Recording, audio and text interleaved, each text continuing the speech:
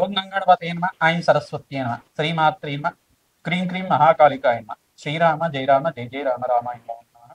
ఓం నమ శివాయ శివాయ గురువే నమ క్రీం క్రీం మహాకాళికాయ నమ క్లీం కృష్ణాయ గోవిందాయ గోపీచన వల్లభాయ శ్రీకృష్ణ పరబ్రహ్మణే పరంజ్యోతిషే నమ గ్రామ్ దత్తాత్రేయ నమ జై గురు దత్తాత్రేయ.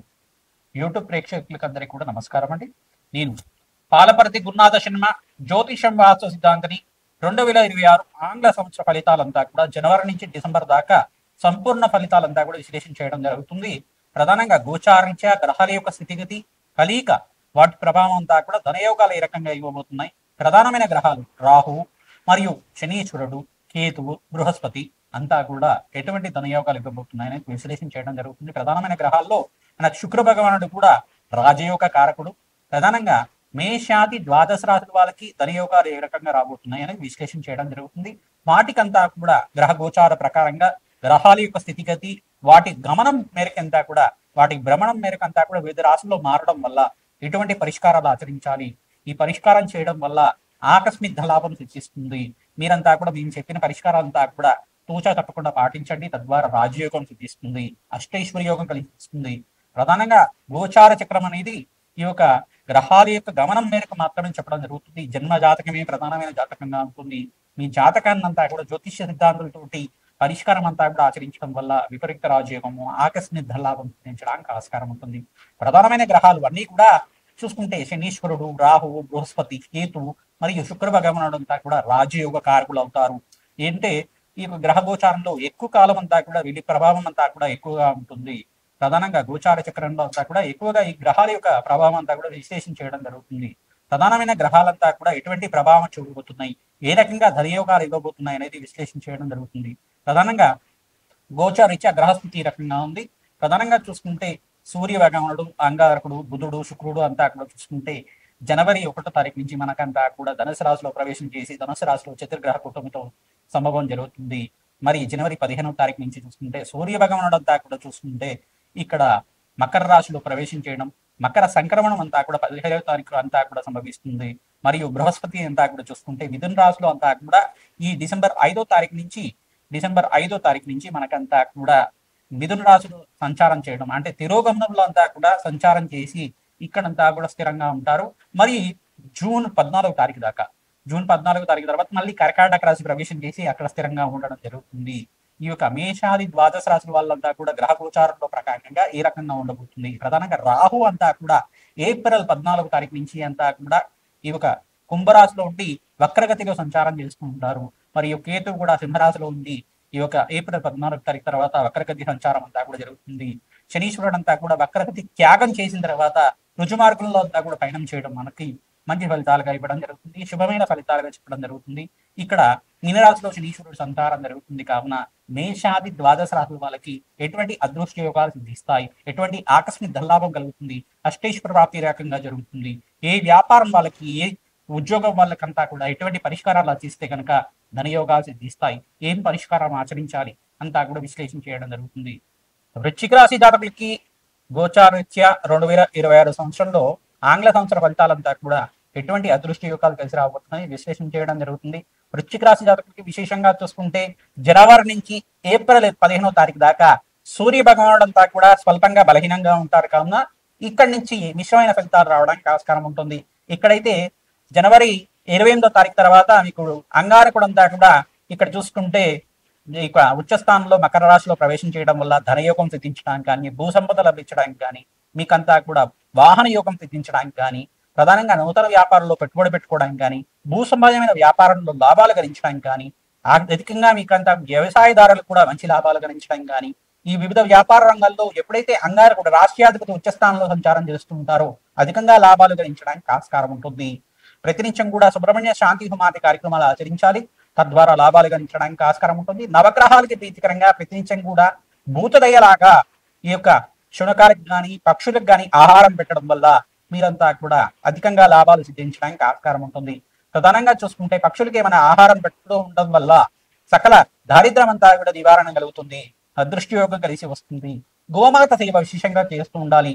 ఈ యొక్క కందులు కానీ, మినువులు కానీ, శనగలు కానీ నానబెట్టినవి ప్రతినిత్యం కూడా గోమాతకు సమర్పిస్తూ ఉండడం వల్ల అదృష్ట యోగం సిద్ధిస్తుంది. ఓం శరవణ భవాయ నమః.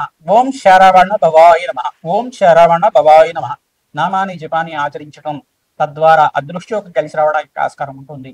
ఓం దత్తాత్రేయాయ స్మరణ మాత్రైన సంతుష్టాయ నమః. నామాన్ని జపాన్ని ఆచరించడం వల్ల అధికంగా లాభాలు సిద్ధించడానికి, అదృష్టయోగం కలిసి రావడానికి, వివాహాది శుభకార్యాలు జరగడానికి, దత్తాత్రేయ స్వామి వారి వల్ల శీఘ్రంగా శుభ కార్యక్రమాలంతా కూడా నెరవేరడానికి ఆస్కారం ఉంటుంది.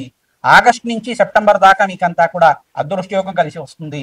ప్రతినిత్యం కూడా ఎవరైతే దత్తాత్రేయ శాంతి హోమాది కార్యక్రమాలు ఆచరిస్తూ ఉంటారో, నవగ్రహాలకి ప్రదక్షిణాలు ప్రతిరోజు కూడా చేయడం వల్ల అదృష్టయోగం కలిసి వస్తుంది. జన్మ జన్మాంతరమైన దారిద్ర్యం అంతా కూడా నివారణ కలుగుతుంది. అధికంగా లాభాలు సిద్ధించడానికి ప్రతినిత్యం కూడా శివాలయంలో చెరుకు రసంతో అభిషేకం చేయించడం వల్ల అదృష్టయోగం కలిసి వస్తుంది. ఇక్కడ జూన్ 14 తర్వాత బృహస్పతి యొక్క సంచారం అంతా కూడా ఉచ్చస్థానంలో సంచారం చేయడం, కర్కాటక రాశిలో ప్రవేశం చేయడం వల్ల వృశ్చిక రాశి జాతకులకంతా కూడా అధికంగా లాభాలు సిద్ధించడానికి ఆస్కారం ఉంటుంది.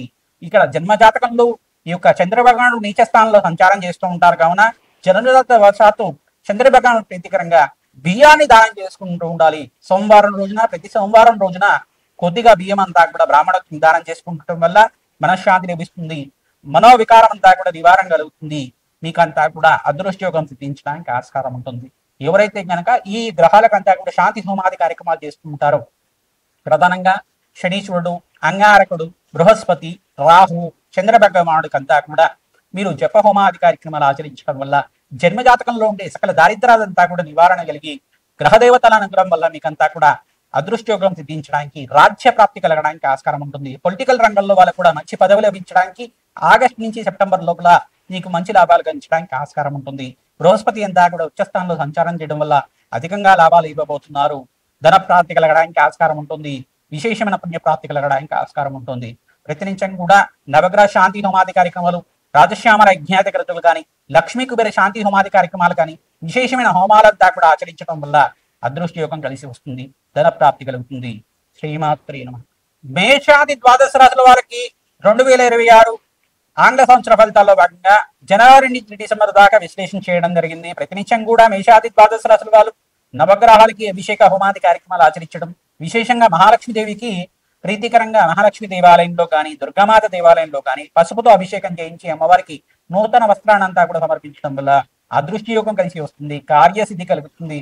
ఎవరైతే కనుక ప్రతినిత్యం కూడా గోమాత సేవ చేస్తూ ఉంటారో విశేషంగా మీకంతా కూడా పుణ్యప్రాప్తి కలుగుతుంది. అదృష్టయోగం కలిసి వస్తుంది. రావి చెట్టు, వేప చెట్టు ఉన్న ప్రాంతం దగ్గర వృక్షరాజానికంతా కూడా ఈ యొక్క 27 ప్రదక్షిణాలు కానీ, 54 ప్రదక్షిణలు కానీ ప్రతిరోజు కూడా ఆచరించడం వల్ల జన్మజాతకంలో ఉండే సకల గ్రహదోష నివారణ కలుగుతుంది. నకారాత్మక శక్తి అంటే నెగటివ్ ఎనర్జీ అంతా కూడా నివారణ కలుగుతుంది. మీకంతా కూడా పాజిటివ్ ఎనర్జీ లభిస్తూ ఉంటుంది.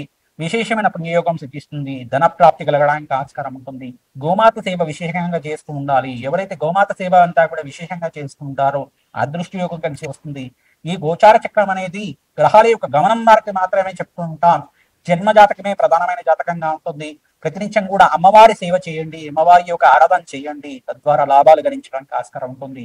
జన్మ జాతకంలో ఉండే సకల గ్రహదోష నివారణ కోసం అని చెప్పేసి జ్యోతిష సిద్ధాంతంతో మీరంతా కూడా ఈ యొక్క జాతకాన్ని విశ్లేషణ చేసుకుని మీరంతా కూడా పరిష్కారం ఆచరించుకోవడం వల్ల, మీరు మాకు కాల్ చేసి అపాయింట్మెంట్ తీసుకొని జాతకం అంతా కూడా విశ్లేషణ చేయించుకోవడం వల్ల మీకు యజ్ఞ హోమాది కార్యక్రమాలు సంపూర్ణమైన జాతకం అంతా కూడా విశ్లేషణ చేసుకుని జీవితం కావాల్సిన ఎటువంటి పరిష్కారం అంతా కూడా ఆచరించడం వల్ల రాజయోగం సిద్ధిస్తుంది. 2026లో ప్రథమార్థంలో స్వల్పంగా మిశ్రమైన ఫలితాలు ఉన్నప్పటికీ మేషాది ద్వాదశ రాశుల వాళ్ళకి ఇక్కడ ద్వితీయార్థంలో అంటే మే 15వ తారీఖు నుంచి నవంబర్ 25వ తారీఖు దాకా మీకంతా కూడా రాజయోగం సిద్ధించడానికి, ధనప్రాప్తి కలగడానికి ఆస్కారం ఉంటుంది. మీకు జన్మ జాతకంలో ఉండే సకల గ్రహదోష నివారణ చేసుకొని గోచారిత్య గ్రహాలు యోగకరంగా ఉన్నప్పుడు రాజయోగం సిద్ధిస్తుంది. ధన ప్రాప్తి కలుగుతుంది.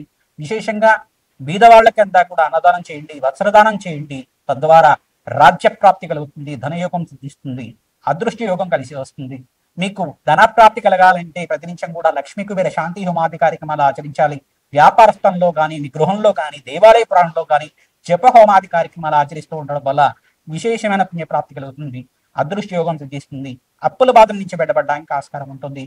అదృష్ట యోగం కలిసి వస్తుంది. వివాహాది శుభకార్యాలు జరగడానికి ఆస్కారం ఉంటుంది. మంచి శుభమైన ఫలితాలు పొందడానికి ఆస్కారం ఉంటుంది. అదృష్ట యోగం కలిసి వస్తుంది. శ్రీమాత్రే నమః.